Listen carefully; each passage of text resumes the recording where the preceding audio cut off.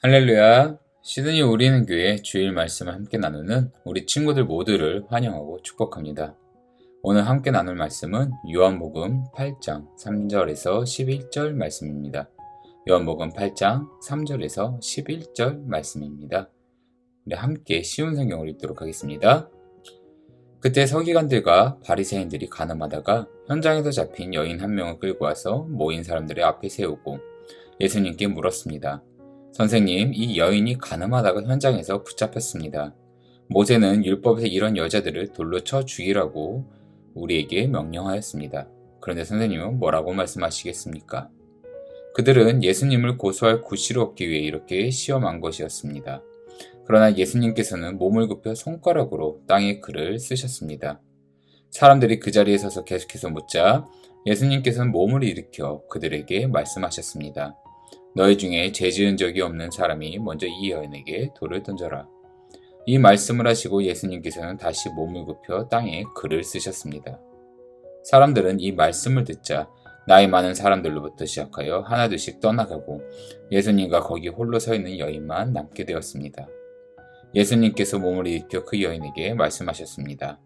여자여, 너를 고소하던 사람들이 어디 있느냐? 아무도 너를 정죄하지 않았느냐? 여인이 대답했습니다. 주님, 아무도 없습니다. 그러자 예수님께서 나도 너를 정죄하지 않는다. 가거라. 그리고 다시는 죄를 짓지 마라. 라고 말씀하셨습니다. 아멘. 할렐루야. 오늘 우리가 함께 나눌 말씀은 요한복음 8장 4절에서 11절 말씀을 통해서 꼭 안아주세요라는 제목으로 하나님의 9계명을 살펴보려고 합니다. 여러분 혹시 하나님이 주신 10계명 중 9계명이 무엇인지 아십니까? 네 이웃에 대해 거짓 증언하지 말아라. 이것입니다. 증언이라고 하면 무엇이 떠오르시나요? 혹시 우리 친구들 얼마 전에 가장 한국에서 핫했던 우영우라는 드라마 우리 친구도 혹시 보셨나요? 전 제대로 보진 못했는데 그 드라마 자체가 법정 드라마라는 것은 알고 있습니다. 법정 드라마는 선서하면서 증인들이 세워지고 하는 것을 그런 장면들이 종종 나타나죠. 다른 법정 드라마도 이런 모습이 있죠. 증인들이 나와서 선서하면서 양심껏 증언하겠다고 말을 하는 것을 우리는 볼 수 있습니다. 이들은 무엇을 증언하는 걸까요? 자신들이 본 것, 지금 재판을 받고 있는 범죄자나 피해자를 범죄 사실이나 억울한 사실에 대해 증인으로 그 법정에 나온 것이죠. 이 증인의 역할은 매우 중요합니다. 이들이 거짓된 증언을 하게 되면 어떻게 될까요? 범죄자는 풀려나게 되고 온전하게 죄의 심판을 받지 못하게 되는 것입니다. 공정하고 정의롭게 해야 할 것이 증언이며 증인된 자의 모습인 거죠. 하나님 또한 우리에게 다른 사람의 행동과 모습에 대해 말을 하거나 증언할 때 매우 엄격하고 신중하게 행하라고 말씀하십니다. 그것이 바로 9계명인 거짓 증언하지 말아라인 거죠. 우리 오늘 본문 3절, 4절 함께 읽도록 하겠습니다. 오늘 본문 3절, 4절입니다. 그때 서기관들과 바리새인들이 간음하다가 현장에서 잡힌 여인 한 명을 끌고 와서 모인 사람들의 앞에 세우고 예수님께 물었습니다. 선생님, 이 여인이 간음하다가 현장에서 붙잡혔습니다. 아멘. 서기관과 바리새인들은 음행 중에 있는 여인을 잡아왔다고 합니다. 저번 7계명 때 나눈 것처럼 음행이란 결혼한 남녀가 부적절한 관계를 맺는 것을 의미하고 있죠. 그런 여인을 서기관과 바리새인들이 잡아왔다고 하는 것입니다. 그리고 예수님께 물어보는 겁니다. 이 여자를 어찌해야 합니까? 사실 이들의 말에는 다른 의도가 숨어 있었습니다. 먼저는 모세 법대로 이 여인을 지금 그 자리에서 돌로 치라고 한다면 로마법에 저촉이 됩니다. 밖에서 사람을 죽이는 것은 로마법에 어긋나는 불법이니까요. 그렇다고 모세법을 예수님이 어긴다면 유대인법에 어긋나는 행동을 예수님께서 하게 되시는 것입니다. 이들은 예수님의 이런 공경에 빠뜨리려고 이런 질문을 던졌던 것이죠. 그런데 예수님의 대답은 참으로 이상했습니다. 우리 오늘 본문 7절 함께 읽도록 하겠습니다. 7절입니다. 사람들이 그 자리에 서서 계속해서 묻자 예수님께서는 몸을 일으켜 그들에게 말씀하셨습니다. 너희 중에 죄 지은 적이 없는 사람이 먼저 이 여인에게 돌을 던져라. 아멘. 예수님이 뭐라고 말씀하십니까? 너희 중에 죄 지은 적이 없는 사람이 먼저 이 여인에게 돌을 던져라 라고 하십니다. 이 예수님의 질문에 그 아무도 이 여인에게 돌을 던지지 못했죠. 그 이유가 무엇이겠습니까? 다들 죄를 지었던 적이 있었기 때문입니다. 그리고 중요한 것은 서기관과 바리새인들은 하나님의 말씀, 즉 구약과 율법에 능통한 자들이었다는 거죠. 그래서 그들은 예수님의 이 말의 의미를 너무나도 잘 알고 흠칫 놀랬던 것입니다. 이들이 놀란 이유는 이들이 이 여인을 처벌하려는 그 행동이 모세의 율법과는 다른 모습을 가졌기 때문입니다. 우리 먼저 레위기 20장 10절 함께 보도록 하겠습니다. 남자가 이웃 사람의 아내와 함께 잠을 자서 간음죄를 지으면 그 두 사람을 다 죽여라. 아멘. 모세의 율법에는 분명하게 남자와 여자 둘 다를 죽여라라고 되어 있습니다. 그런데 지금 은행 중에 잡혀온 사람은 누구입니까? 바로 여자 한 명이죠. 남자는 그 자리에 없던 것입니다. 이것은 당시 사회 문화가 여성을 천대하고 멸시하던 문화가 자리 잡았기 때문에 남자의 음행은 암묵적으로 이해되었기 때문입니다. 서기관과 바리새인들은 여인뿐 아니라 남자도 잡아 이 둘의 죄를 물었어야 됐죠. 이들이 여인에게 돌을 못 던진 이유도 이것입니다. 그들 자신이 지금 죄를 범하고 있고 하나님이 말씀하신 명령을, 그 모세의 율법을 제대로 따르고 있지 않기 때문입니다. 하나님은 말씀하시죠. 우리 레위기 19장 15절 16절 함께 보도록 하겠습니다. 재판을 할 때는 공정하게 하여라. 가난한 사람이라고 해서 감싸주거나 힘 있는 사람이라고 해서 편들어 주지 마라. 이웃을 재판할 때는 공정하게 하여라. 다른 사람을 헐뜯는 말을 하고 다니지 마라. 이웃의 목숨을 위태롭게 할 일을 하지 마라. 나는 여호와이다. 아멘. 하나님은 분명하게 말씀하세요. 누군가의 죄를 묻기 위해 재판을 하기 위해선 공정하게 해야 한다고 말이죠. 서기관과 바리새인들은 모세의 율법대로 여인을 돌로 쳐야 한다고 말하고 있지만 사실 그들은 공정하지 않았으며 이 여인의 목숨을 하찮게 여겼었던 것입니다. 하나님은 누군가의 죄를 물을 때는 공정하라고 하십니다. 그리고 다른 사람을 헐뜯는 말을 하고 다니지 말라고 하세요.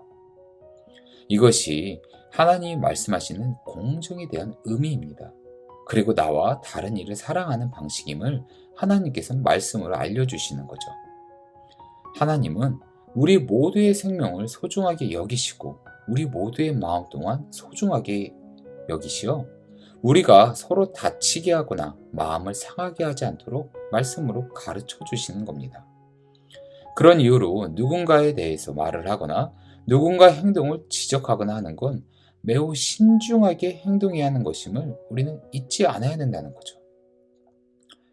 사랑하는 우리 친구들, 여러분은 혹시 친구들이나 주변 사람을 비난해 본 적 있습니까? 나랑 다른 생각을 가졌다고 다른 사람을 미워하거나 안 좋은 말을 한 적이 있으신가요?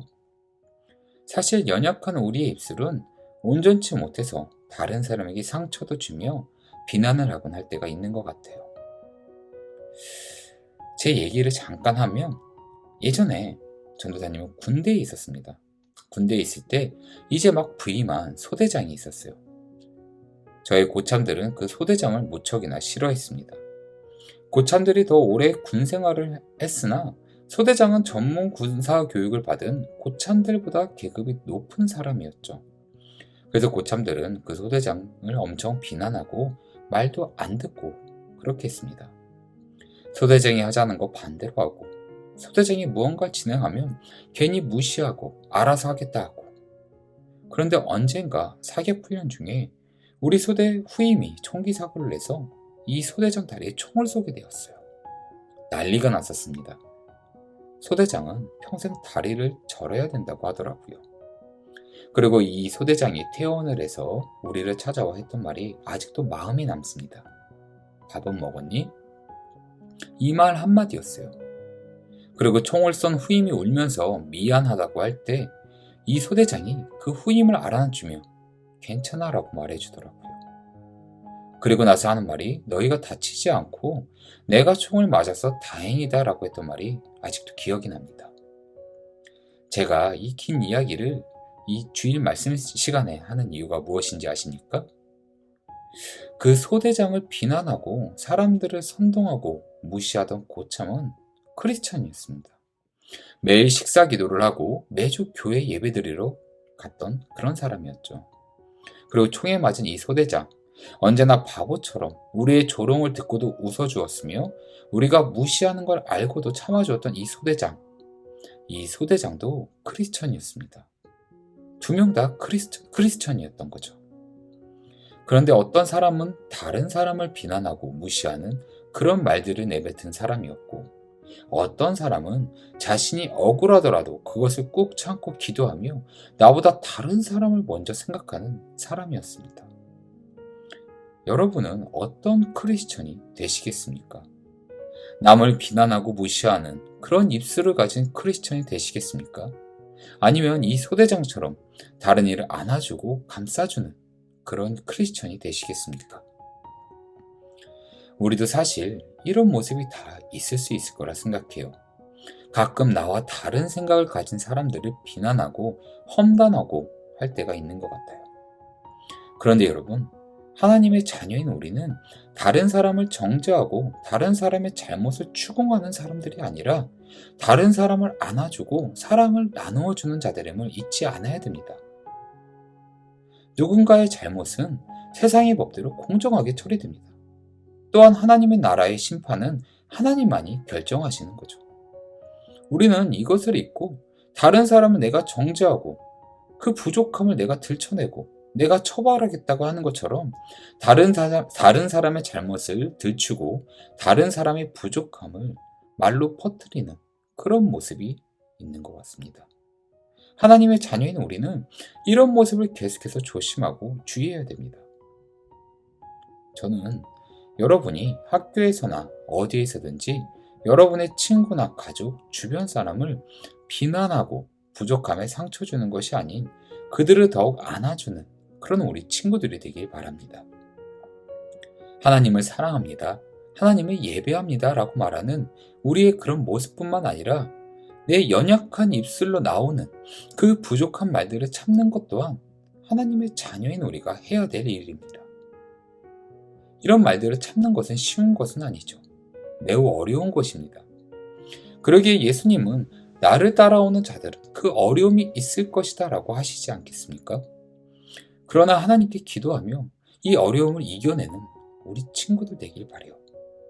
여러분의 입술이 다른 사람을 험담하고 비난하려 할 때 마음으로 하나님께 기도하며 내가 잘 참을 수 있도록 간구하는 여러분이 되길 바라요. 하나님은 여러분의 그런 모습을 기쁘게 보시고 여러분이 잘 이겨낼 수 있도록 지켜주실 것입니다. 그래서 다른 사람을 비난하는 것이 아닌 사랑으로 안아주는 우리 모두가 될 수 있도록 이끌어 주실 것임을 굳게 믿습니다. 오늘 말씀 맺도록 하겠습니다. 오늘 말씀 요한복음 8장 3절에서 11절 말씀이었습니다. 오늘 본문에서 서기관과 바리새인들은 은행한 여인들을 잡아와 예수님께 돌로 치냐고 묻습니다. 그러나 예수님은 죄 없는 자들만 이 여인에게 돌을 던지라고 하시죠. 그리고 이 여인을 용서하시고 안아주십니다. 사랑하는 우리 친구들, 저는 여러분이 다른 사람의 잘못을 지적하고 비난하고 심판하려는 서기관과 바리새인 같은 사람이 아니라 예수님처럼 용서하고 안아주고 사랑하는 그런 우리 친구들이 되길 바라고 기도합니다. 가끔은 내가 억울할 일이 있을 수도 있어요. 가끔 내가 화가 날 일이 있을 수도 있습니다. 그럴 때 하나님께 기도하시길 바라요. 여러분이 온전하게 판단할 수 있도록 하나님께 도와달라고 기도하는 우리 친구들 되길 바랍니다.